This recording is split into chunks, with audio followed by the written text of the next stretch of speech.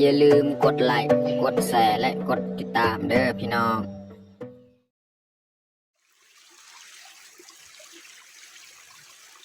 ครับสบายดีแล้วก็สวัสดีเบิร์ด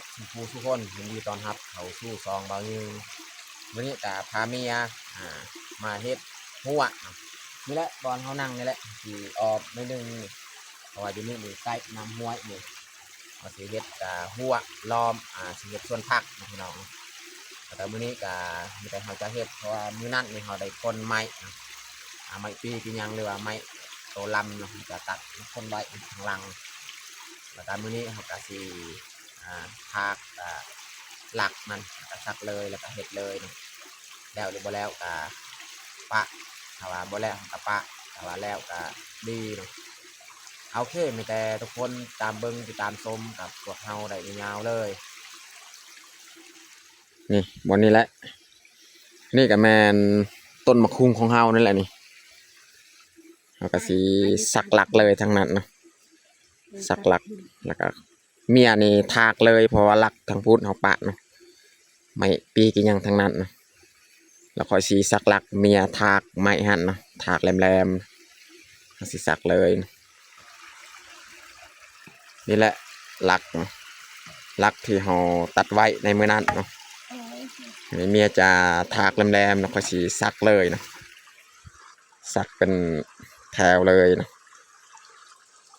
ส่วนทางพุทธนี่แม่นส่วนของเขาเจ้าทั้งนั้นนะพออยู่นี่ไก่น้ำห้วยนี่สบายเอาน้ำนี่แหละมาหดใส่เมียจะถากเลยนะหลักของเฮา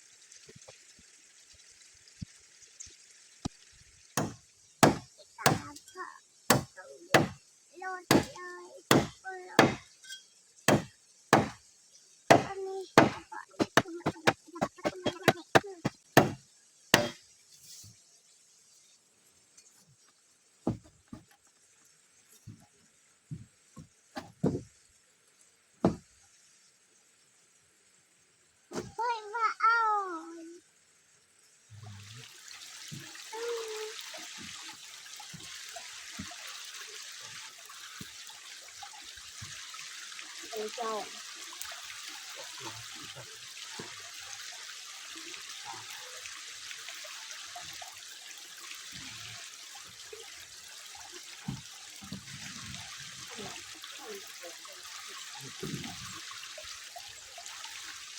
เอาจำมา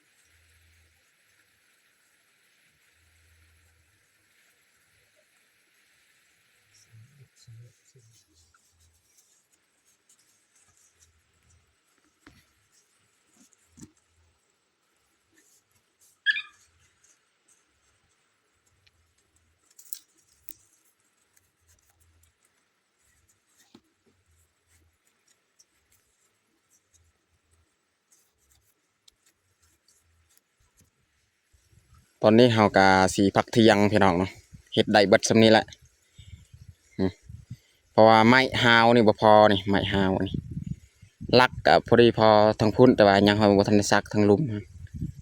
ฮาวนี่บ่พอเนาะมีแต่เฮาสิหาตัดไม้ฮาวก่อนเนาะแล้วจึงมาเฮ็ดต่ออีกตัวนี้เนาะ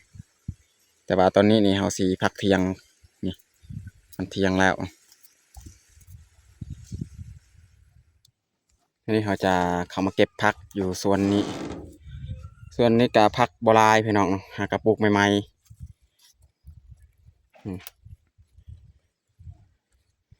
ตัวนี้ในแมนเขาปลูกสุดก่อนตัวนี้อันนี้กระปุกใหม่นี่4-5 นานทางพุ่นนะปลูกใหม่เบิดนะนี่เขาสิเก็บเอาผักอันนี้แหละ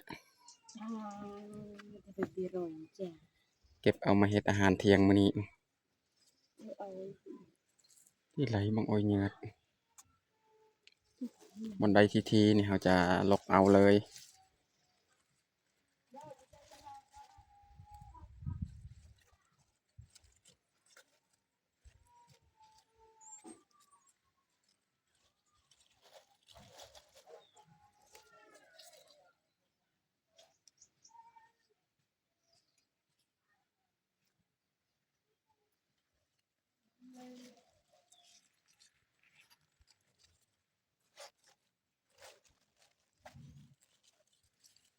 สำนี้ก็น่าจะได้แล้ว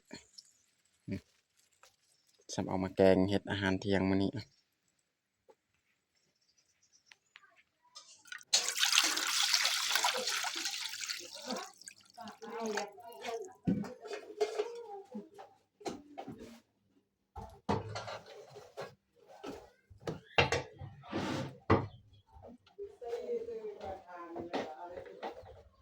ตอนนี้เฮากะสิมาเฮ็ดอาหารเที่ยงพี่น้องเนาะ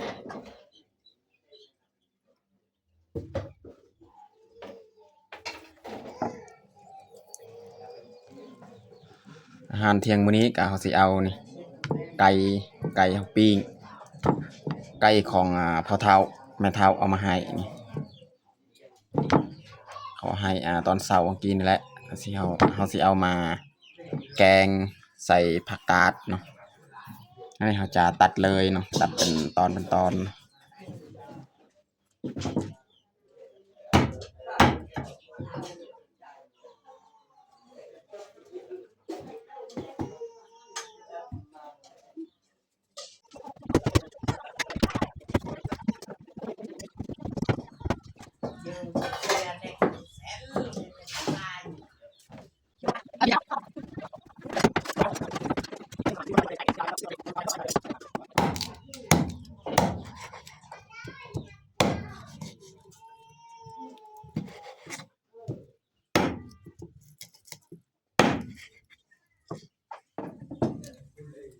ตัวนี้แม่นเฮาเอาไว้ให้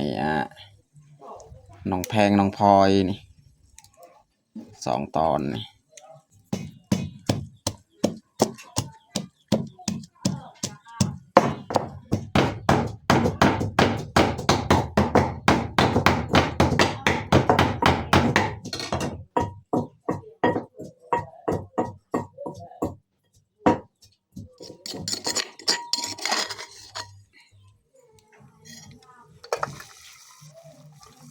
วันนี้เราจะใส่หมักพริกกระเทียมของเราเลยเนาะหมักแคนเราจะตำในนี้เนาะใส่หัวสิไข่แล้วก็ใส่เกลือเป็นนัวเนาะวิธีแกงนี่เราจะใส่ทุกอย่างลงไปก่อนเนาะใส่เกลือ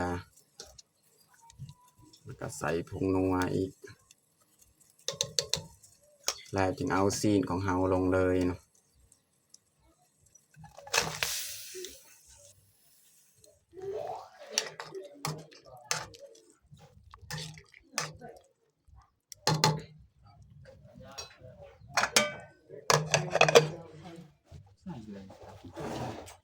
วั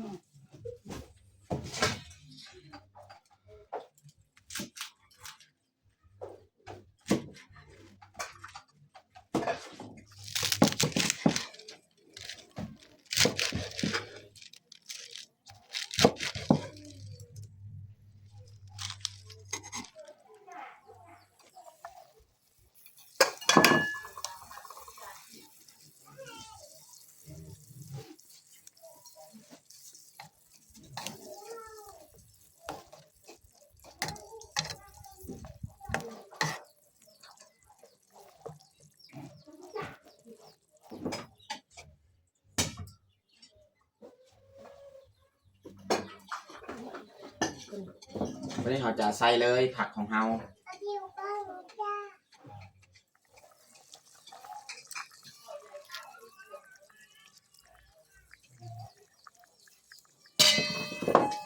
ลองใครก็เลยค่ะ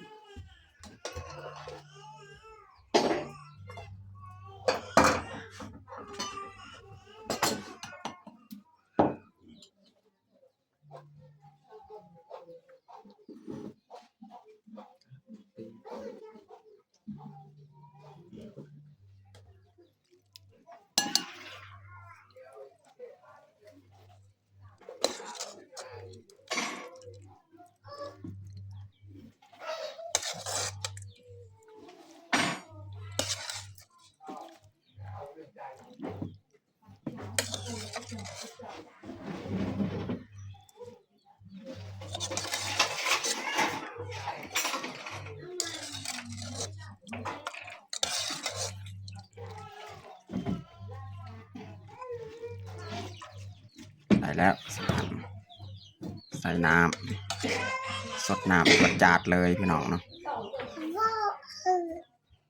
ตอนนี้ก็เรียบร้อยเราแต่งข้าวของเราแกงซีนไก่แห้งใส่ผักกาดเนาะแล้วก็อันนี้มันแจวมักพริกดิบมักพริกเคี่ยวพี่น้องเนาะสำหรับอาหารเที่ยงของเรากับบัดนี้แหละตอนนี้เรากะแต่งข้าวของเรากะสำเร็จเรียบร้อยแต่เราจะลงมือกินข้าวเที่ยงเลยเอามาทุกคนมากินข้าวเที่ยงนำกันเอาน้องพ่อยน้องปาล์มกินข้าวมากินข้าวเที่ยงน้ำกันจ้าเย้ตักกันในซุ้มกันในหย่อนจ้าเห็นจอม จ้า อันจ้าจ้าใหญ่หนู แก้ว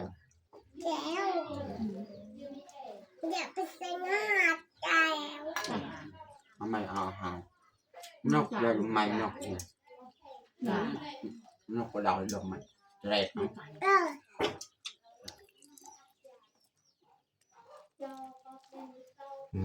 น้องพลอยกินซีนไก่ขาไก่กินได้หลายน้องพลอยแซ่บป่ะ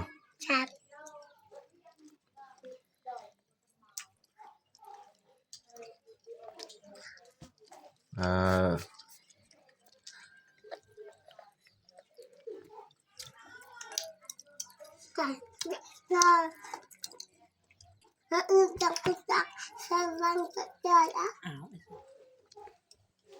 หวาน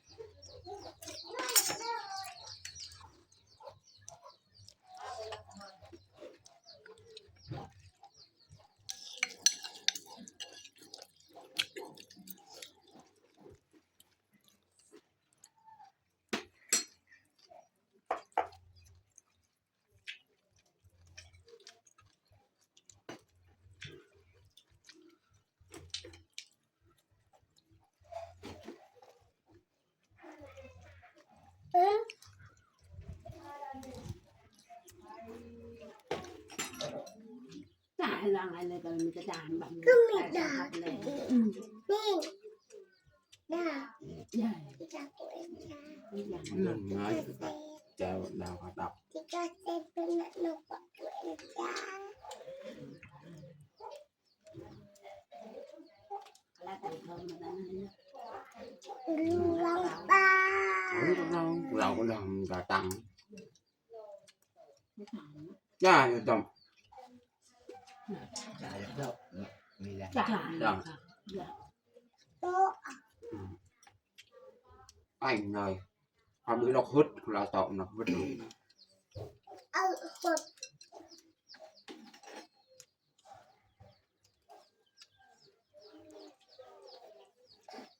ถามภาษาเลยใช่ใช่ เอ๊ะ